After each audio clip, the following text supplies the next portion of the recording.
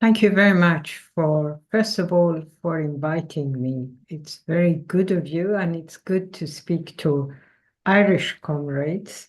It's always been good. I've been to a number of meetings in Ireland, some of which some of your comrades were attending.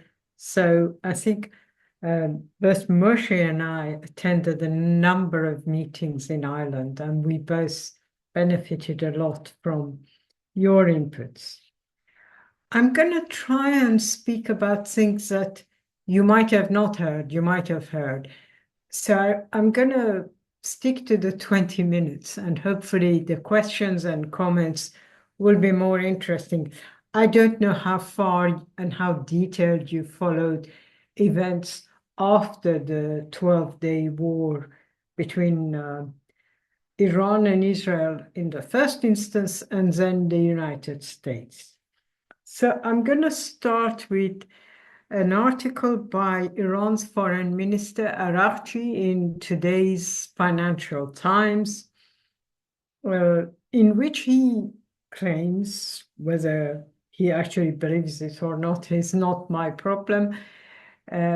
He claims that Iran and US were progressing in their discussions regarding the nuclear industry, nuclear developments in Iran, and all of this was damaged by the Israeli attack. That's one view. Another view, again in Tehran, and certainly amongst the more conservative factions of the Islamic Republic, is that Iran was duped into these talks with Witkoff in Oman, one in Rome, but most of them in Oman, where there were discussions about nuclear industry, nuclear development, but at all times Trump was talking with Netanyahu about a probable war.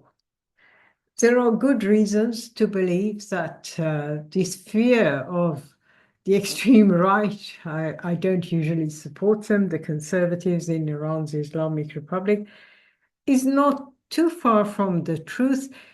And the reason I say this is because Trump's claim as the war started, as the Israeli attack started against Iran, was I'm not fully in favor of this, but I had given 60-day warning to Iran to stop enrichment of uranium. We are on day 61, so Israel has the go-ahead. Of course, we are talking on a day where Netanyahu, in a breakfast meeting with Trump, suggested he should be given the Nobel Peace Prize. And given the incumbents of the Nobel Peace Prize from Obama, but then in the Iranian side, two really extremely right-wing women, Shirin Ebadi, who is now basically an agent of regime change from above, Narges Mohammadi, who more or less is in the same position, pro-imperialist, pro-Zionist,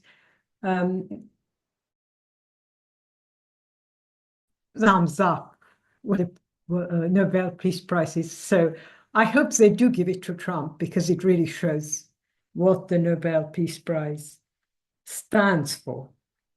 So the Araghchi article has some values. Whether he was deluded is another matter. We also have had, in the last 24 hours, Tucker Carlson's interview with Iran's president, Pezeshkian. I know that maybe in UK or maybe in Ireland, it hasn't made big news, but in the US, it is quite significant because of Tucker Carlson, not because of Pezeshkian, during which he again says, we were talking to the United States and we were attacked. We didn't preempt this war.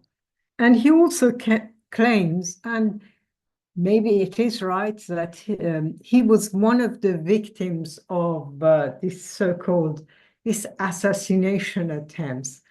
And I find all of this quite bizarre. Here we are, supposedly democratic Middle Eastern country. We had this situation where we were told that in some ways the nuclear industry in Iran was the reason why these attacks took place. Many people have already said that this was an existentialist threat to Israel. In many ways, we are not in a situation where Iran has reached military nuclear capability. Used for attack on Iran were fictitious. In many ways, they were fictitious reasons for a war that I think had many benefits from Netanyahu in a week where he was facing major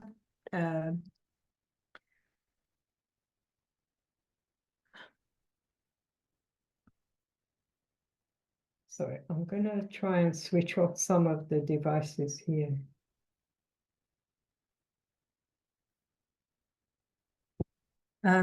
It might have benefited Netanyahu in the week where he was facing major contradictions from major attacks, major, at least verbal comments by European countries, not Germany and Italy, but France.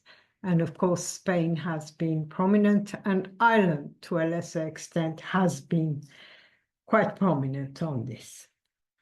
So the Tucker Carlson interview, if you do manage to watch it, give us some views of what the current reformist president thinks. But it's not the full story, because we don't know. All of the talks that Iran and US held were in secret. We don't know what they talked about. We don't know how far they went. We don't know what concessions Iran made. And we also don't know, except some promises, what the US were saying. It's quite clear, even from today's headline, where Trump is again trying to encourage a very market-orientated, bazaar-orientated Iranian clergy to do deals with him, that the promise was made that all sanctions will be removed. So you can see why the Iranians were fooled into a sense of security days before Israeli attack took place. What are we seeing inside Iran? Well, first of all, I think the survival of the Iranian regime is only due to the Iranian people. We can't credit the Iranian government with this. Why do I say we need to credit the Iranian people? It's because it is their resilience. It is the fact that many people make sacrifices.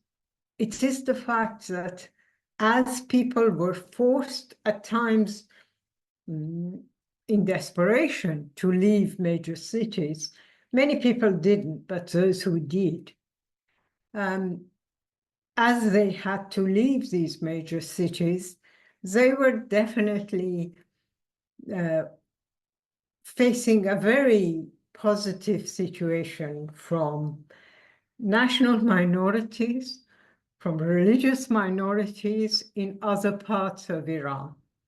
So people left Tehran after stupid US president told them, oh, it's dangerous to live in Tehran. This is not Gaza. We are talking of 9 to 15 million in the larger Tehran area, being told by a US president that it's safer to leave your homes, right? So obviously hundreds of thousands did leave, millions didn't leave, A, because they didn't have anywhere to go, and B, because the roads were blocked. So yes, hundreds of thousands did leave. And as they arrived in Turkish areas, in Kurdish areas, in Arab areas in the south of Iran, they were welcomed with open arms. So the plan that threatening Persians will lead to the destruction of Iran as a unified state was completely destroyed. The other Israeli plan that I'm not sure who deluded whom or who believed whose propaganda. The Zionists paid the ex-Shah's son, Reza Pahlavi, who's been on lots of UK TVs. I don't know if he's been on Irish TV, but he's definitely been on a lot of UK TVs. The Israeli idea was that if they bomb 48 hours maximum, various places in Iran, huge numbers of people will come on the streets of Tehran, Tabriz, Shiraz, major cities, and this rather ignorant, rather playboyish, gambling son of Mohammad Reza Pahlavi, who was deposed in 79 for being corrupt, for being a misogynist, for being a reactionary, would suddenly take a plane and arrive in Tehran. Well, that bubble burst within the first 48 hours. It was quite clear he didn't have the kind of support the Israelis believed he had. He didn't have the kind of support he thought he had. So that bubble was destroyed very, very, very quickly. After that, we had a situation where the Israelis were still under the impression that if they keep bombing, there would be some kind of rebellion in national minority areas. We might get a Libya situation, we might get an Iraq 2003 situation, where rebellions will bring about regime change. 10 days on, that didn't happen. And I think the US intervention was in some ways desperation. Desperation means that it was clear there wasn't going to be the kind of regime change Israel believed. But the Iranian government didn't come out of this as well as some of its supporters are putting forward. I don't think most people who expressed their opinions, who didn't join regime change from above Israeli-US style, were more concerned about patriotism, nationalism, some of which wasn't very progressive, but in this particular case, didn't work in favor of imperialism or colonialism. So you have to think of it in that way, in that nationalism, the fact that people hated the government, but hated more the aggressor, the Israelis, the US, should be taken into account. Of course, the Islamic government in Iran is extremely pragmatic. It's actually more clever than its opponents give credit to it.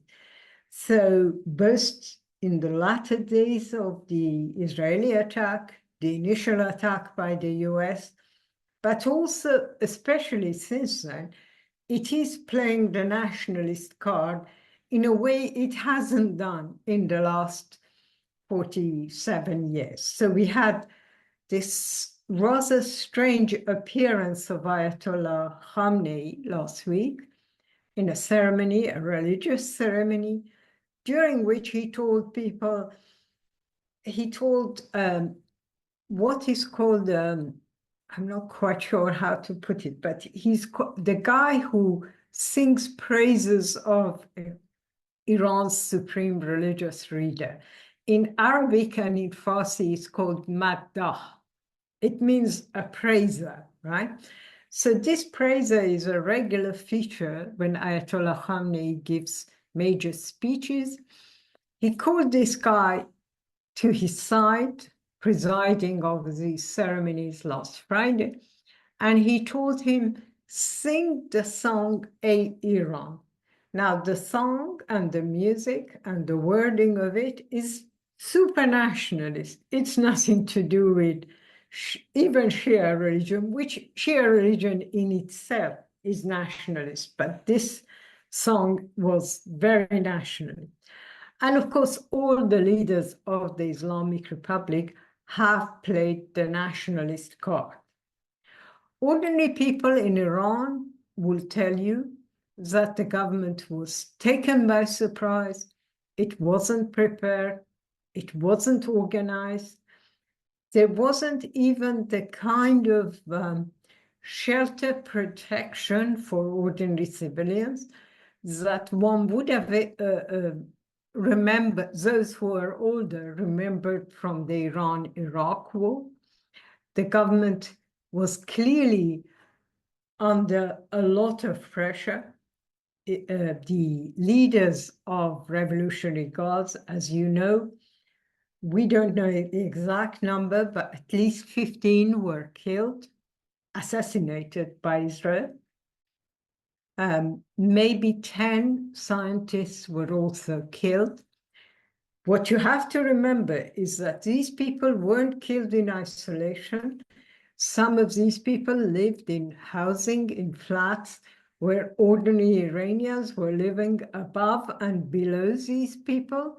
So clearly, when missiles attacked their apartments, missiles attacked their housing, lots of innocent Iranians who had no idea who their neighbor was were also killed. And that didn't, I think that was a serious political mistake by the Israeli leaders, because obviously if you kill ordinary Iranians, they don't like an aggressor like that, even if they don't like the Revolutionary Guard leader living next door to them. There's a limit on how far you would go. And then we had the scientists. Now, the physicists, the scientists, I think you have to consider that if you live in a dictatorship and you're a physicist in Tehran University, I don't think you have many choices. You have a choice of leaving the country. But if you're staying in your job, if the government tells you you're doing this work on the nuclear plant, you probably have to do it for the sake of income, for the sake of continuing to live there. So I think ordinary Iranians make a difference between assassination of Revolutionary Guards and assassination of physicists, scientists, as much as they might not associate themselves with the nuclear program or the consequences of the nuclear program. There is a difference in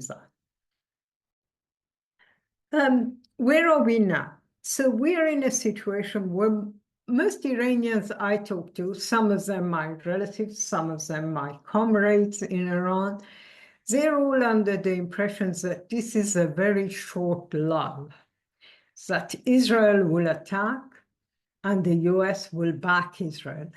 They might be wrong. I'm not saying this is necessarily 100% true, but that is the perceptions that I'm giving you for people in Iran. There are, if you like, positive signs that negate this rather negative view of immediate future. The British embassy opened today, or yesterday, sorry. The Swiss embassy opened earlier. And the rate of the dollar against the Iranian currency, which is always a good judgment of how near or far the war is, is slightly better. But having said that, the perception amongst ordinary Iranians is that there will be another war. Now, it's very difficult to see how US and Israel can justify another military attack. The reason I'm saying this is that the US assessment of its success in destroying Iran's nuclear industry is that they've delayed it by years, maybe decades. In fact, Trump's word, which was repeated by all of his officials, word for word, is we have obliterated Iran's nuclear industry. Now, it's very difficult to claim you've obliterated something and then go to war on the basis that you want to destroy it because it's a threat to the only democracy in the Middle East, Israel. Let's not go to the why this isn't a democracy, but you see what I mean. On the other hand, my understanding is that independent assessments, IAEA assessment, and leaks from Pentagon, from CIA, claims that Iran's nuclear industry hasn't been obliterated. So whether Israel and US, Netanyahu and Trump, can claim to go back to a war situation, a bombing situation on the basis of Iran's nuclear threat, which they did throughout the 12-day war, can be justified, is another matter. Having said that, neither of them are sticking to a millimeter of truth. So you can find other reasons. You can say, my understanding is that Trump is saying now that the slogans Iran is using against Israel and the US are threatening. So despite the fact that the Islamic Republic has really not done a lot in terms of opposing genocide in Gaza, except in terms of slogan, except in terms of propaganda, a lot of it in Arabic, some of it in Urdu and other languages, in Malay, in order to build its own base.